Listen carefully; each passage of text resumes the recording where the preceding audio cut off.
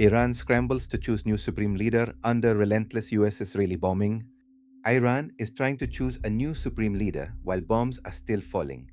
Ayatollah Ali Khamenei was killed on February 28th in the first wave of US-Israeli strikes, leaving a power vacuum at the top of the Islamic Republic.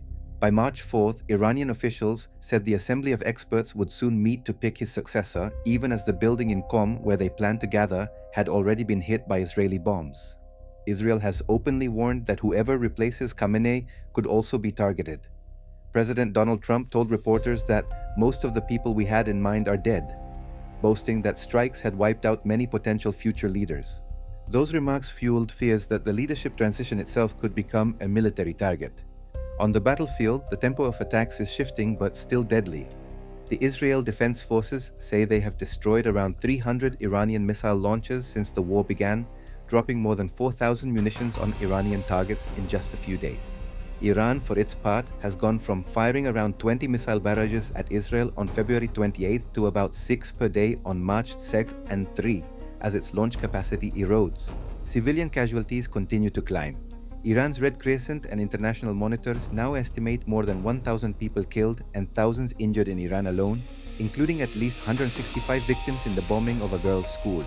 In Israel, Iranian missile strikes have killed at least 11 people and wounded over 1,000 since February 28, according to security and medical officials.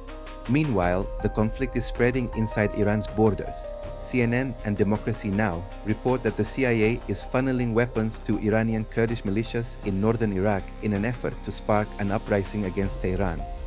Iran has responded with drone strikes on Kurdish positions, raising fears of a new front in an already widening war.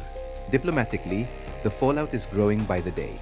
The Spanish Prime Minister has called the war a disaster and urged an immediate ceasefire, while Trump has threatened to cut off trade with Spain over its refusal to let the US use bases for Iran strikes. Across the world, governments are trying to evacuate their citizens from the region even as flights remain scarce and the bombing continues.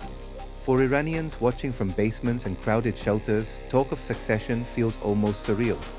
They know that whoever becomes the next supreme leader will inherit a country under attack, a damaged economy, and a population that has now seen war arrive directly in its capital.